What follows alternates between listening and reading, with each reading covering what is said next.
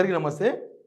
బాబాసాహెబ్ అంబేద్కర్‌ని కేంద్ర హోంమంత్రి అమిత్ షా అవమానించిండు అనేది ప్రస్తుతం కాంగ్రెస్ ఒక పెద్ద బర్నింగ్ టాపిక్ క్రియేట్ చేసింది.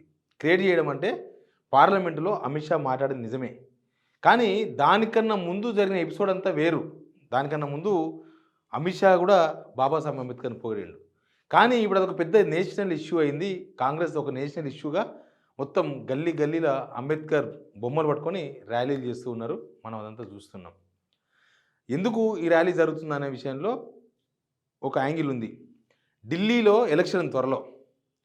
ఆ ఎలక్షన్స్‌లో అక్కడ దళితుల ఓట్లు చాలా కీలకం. ఆ దళితుల ఓట్ల చుట్టూ కాంగ్రెస్ ఒక రాజకీయం చేసే ప్రయత్నం చేస్తుంది అనేది చాలామంది నేషనల్ అనలిస్టులు చెప్తూ ఉన్నారు. ఇక్కడ అందుకోసమే ఈ ఇష్యూని తెర మీద తీసుకొచ్చారండి. సరే ఎనీవే ఏఐసీసీ ఒక కార్యక్రమం తీసుకున్నది. ఏఐసీసీ ఢిల్లీ ఎలక్షన్స్ కోసం ఈ ఎజెండా తీసుకున్నది. No doubt. అంబేద్కర్ ఇష్యూను ఢిల్లీ ఎలక్షన్స్ కోసమే తీసుకున్నదా అంటే ఇది ఎప్పటికైనా సెంటిమెంట్గా పనికొస్తుంది. దళితుల ఓట్లు మన వైపే వస్తాయి. అంబేద్కర్ను ఓన్ చేసుకుందాం. ఇట్లాంటివన్నీ చాలా ఇష్యూస్ ఉన్నాయి. అయితే ఇక్కడ చెప్పాల్సింది ఏంటంటే ఇందులో రేవంత్ రెడ్డి చేసిన ప్లాను, రేవంత్ రెడ్డి చేయని పాత్ర, ఈ రెండు విషయాలు చాలా ఇంపార్టెంట్. ఎందుకు ఈ రెండు ఇంపార్టెంట్ అంటే ఏఐసీసీ పిలిపించింది ఏమని, అమిత్ షా చేసిన వ్యాఖ్యలపైన రాష్ట్ర వ్యాప్తంగా దేశవ్యాప్తంగా ధర్నాలు నిరసనలు చేయాలని. కానీ ఇందులో అందరూ కనిపిస్తున్నారు దేశంలో, ఒక్క రేవంత్ రెడ్డి తప్ప. ఎందుకు రేవంత్ రెడ్డి గారు లేరు, ఎందుకు రేవంత్ రెడ్డి లేరు అంటే దానికి ఆన్సర్ లేదు. ఇప్పటి వరకు కనీసం అమిత్ షా వ్యాఖ్యలను ఖండిస్తూ ఒక్క ట్వీట్ కూడా లేదు, ఒక్క స్పీచ్ కూడా లేదు. చాలా వేదికల మీద మాట్లాడిండు. ఆ తర్వాత అమిత్ షా అక్కడ కామెంట్ చేసిన తర్వాత ఏఐసీసీ ప్రోగ్రాం తీసుకున్న తర్వాత చాలా వేదికల మీద ఆయనకు మాట్లాడే అవకాశం వచ్చింది. కానీ కనీసం కేంద్ర హోంమంత్రి అమిత్ షా గురించి ఒక్క దగ్గర కూడా ఏం మాట్లాడలేదు. ఒక ట్వీట్ కూడా చేయలేదు కనీసం అమిత్ షా వ్యాఖ్యలను ఖండిస్తూ. పీసీసీ చీఫ్ మహేష్ కుమార్ గౌడ్ నిన్ననే లో ట్యాంక్ బండ్ అంబేద్కర్ స్టాచ్యూ వరకు ర్యాలీ కూడా తీశారు. ర్యాలీలో కూడా సీఎం పార్టిసిపేట్ చేయలేదు. అసలు కామెంటే లేదు ఆ అంశం మీద. ఎవరెవరో ఆ పార్టీలో ఉన్న సీనియర్ నేతలంతా ట్వీట్లు చేస్తున్నారు, మెసేజ్లు పెడుతున్నారు, నిరసన అంటున్నారు, ధర్నా అంటున్నారు. డిప్యూటీ సీఎం బట్టి విక్రమార్క మిగతా మినిస్టర్స్ కూడా ఖమ్మంలో ర్యాలీ తీసిండ్రు. అన్ని జిల్లాల్లో తీసిండ్రు, అన్ని కాన్స్టిట్యూన్సీలో ఇవి చేసిండ్రు. పాపం తప్పు రాసింది ఇక్కడ. బాబాసాహెబ్ అంబేద్కర్ గారిపై పార్లమెంటులో రక్షణ శాఖ మంత్రి అని రాసిండ్రు. రక్షణ శాఖ మంత్రి రాజ్నాథ్ సింగ్ గారు, ఈయన కేంద్ర హోంమంత్రి. బహుశా మరి పొద్దుగా లేస్తే ఢిల్లీకే పోతారు, కానీ వీళ్ళు మాది ఢిల్లీ పార్టీ అంటారు. కానీ మరి దేశంలో ఎవరు కేంద్ర హోంమంత్రి, దేశంలో ఎవరు రక్షణ శాఖ మంత్రి కూడా తెలియకపోతే తెలియకపోయినా కానీ ఇట్లా పబ్లిక్గా మాకు తెలియదనే విషయాన్ని చెప్పుకున్నారు. అది కొద్దిగా చర్చనీయాంశంగా మారింది. అయితే ఇక్కడ మళ్ళీ రేవంత్ రెడ్డి పాత్ర దగ్గరకు వద్దాం. దీనిలో రేవంత్ రెడ్డి పాత్ర ఏంది? ఎందుకో అంబేద్కర్ విషయం వచ్చిన ప్రతిసారి రేవంత్ రెడ్డి తప్పించుకోవడము, అమిత్ షా విషయం వచ్చిన ప్రతిసారి తప్పించుకునే ప్రయత్నం చేయడం, ఈ రెండు ఇప్పుడు గమనించాల్సిన అంశాలు. అదే లో ట్యాంక్ బండ్లో అంబేద్కర్ చుట్టూ గోడ కట్టే ప్రయత్నం చేసిండ్రు. గోడ కట్టింది ప్రభుత్వం, కట్టించింది జిహెచ్ఎంసీ. ప్రభుత్వం చెప్తేనే జిహెచ్ఎంసీ వాళ్ళు గోడ కట్టించేసిండ్రు. ఎందుకు అంబేద్కర్ చుట్టూ గోడ కట్టాలి, మనం స్వేచ్ఛ అని చెప్పి అంబేద్కర్ను 4 గోడల మధ్య ఒక రౌండ్ గోళం మధ్య ఎందుకు బంధించాలనుకున్నారో అర్థం కాలే. అది బీఆర్ఎస్ వాళ్ళు చేసిండ్రన్నారు. తర్వాత మాలల సింహగర్జనలో వివేక్ వెంకటస్వామి చెప్పిండు మావోడే చేసిండని. అంటే కాంగ్రెస్ సంబంధించిన పర్సనే అని అర్థమైపోయింది. అంటే అక్కడ కూడా ప్రభుత్వమే ఆ పని చేసింది, అంబేద్కర్ను బంధించాలనే ప్రయత్నం నడిచింది. ఇప్పుడు అంబేద్కర్ను అవమానించారని వాళ్ళ రాహుల్ గాంధీ అంటే మరి రేవంత్ రెడ్డికి అది అవమానకరంగా అనబడలేదా? లేకపోతే అమిత్ షా ఉన్నాడు కాబట్టి మనం మాట్లాడొద్దని డిసైడ్ అయ్యిందా? ఎందుకు మాట్లాడలేదు? అంబేద్కర్ విషయంలో లేకపోతే ఏఐసీసీ తీసుకున్న స్టాండ్ తప్పు అని అనుకుంటున్నాడా?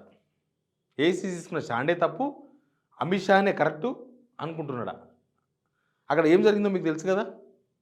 మీరు పొద్దుగా లేస్తే అంబేద్కర్ అంటారు. మీరు అంబేద్కర్ కన్నా ముందు అంబేద్కర్ బదులు ఒక దేవుని ధరిస్తే కనీసం స్వర్గ ప్రాప్తి అయినా, అంటే స్వర్గం అంటాం కదా, స్వర్గమైనా మీకు స్వర్గానికైనా పోతారు, స్వర్గప్రాప్తి అనేది కలుగుతుంది. అంటే వీళ్ళేమంటున్నారు, మాకు అంబేద్కరే దేవుడు కాబట్టి మేము అంబేద్కరే అంటామని. మరి రేవంత్ రెడ్డికి అంబేద్కర్ దేవుడు కాదా? మన రాష్ట్రం ఏర్పడింది అంబేద్కర్ రాజ్యాంగం ఆర్టికల్ 3. అంబేద్కర్ రాసిన రాజ్యాంగం వల్లే మన తెలంగాణ ఏర్పడ్డది. ఆ తెలంగాణకి ఆయన ముఖ్యమంత్రి. ఓకే. ఎందుకో హైకమాండ్ అదాని పైన ఎప్పుడు పిలిపించినా, లేకపోతే కేంద్ర హోంమంత్రి లేకపోతే మోడీ పైన ఎప్పుడు ఏం పిలిపించినా వీళ్ళు ఏం పార్టిసిపేట్ చేయరు రేవంత్ రెడ్డి. మనం చూసాం కదా అదాని పైన ఏం చేసిండ్రో. అదాని పైన రాజ్భవన్ ముట్టడికి పిలిపించారు.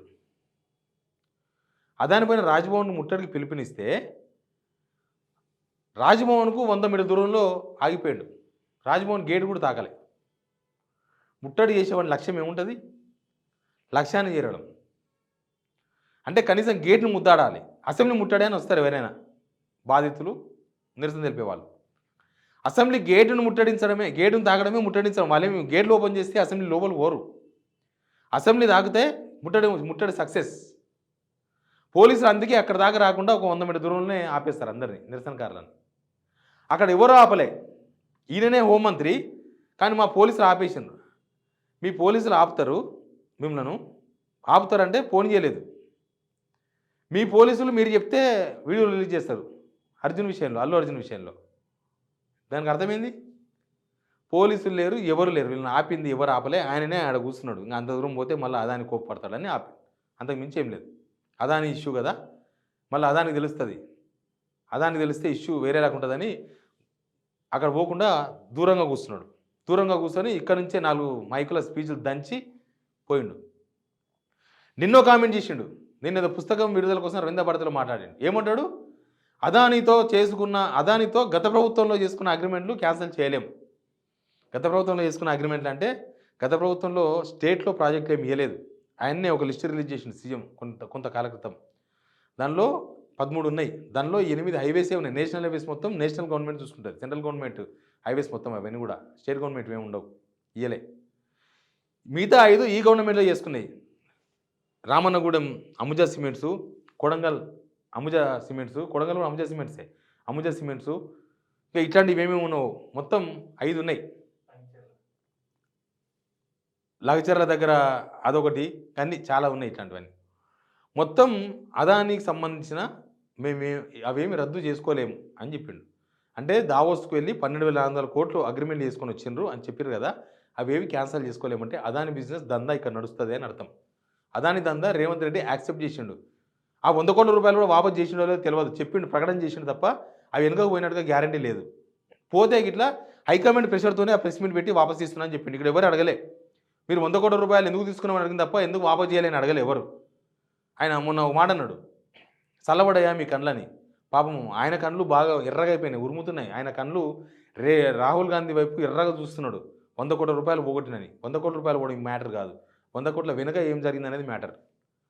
అది ఇప్పుడు 100 కోట్లు ఇవ్వడం అంటే రాహుల్ గాంధీ పేరు చెప్పి ఇస్తాడు, కానీ మరి వెనుక బ్యాక్ డోర్లో జరిగింది ఏంది అసలు? ఆయనకు ఇక్కడ 4th సిటీ అని చెప్తున్నారు కదా వీళ్ళు, 4th సిటీలో ఏదో 1000 ఎకరాలు కేటాయిస్తారని చర్చ జరుగుతుంది. అట్లాంటివన్నీ జరుగుతున్నాయి దీనిలో.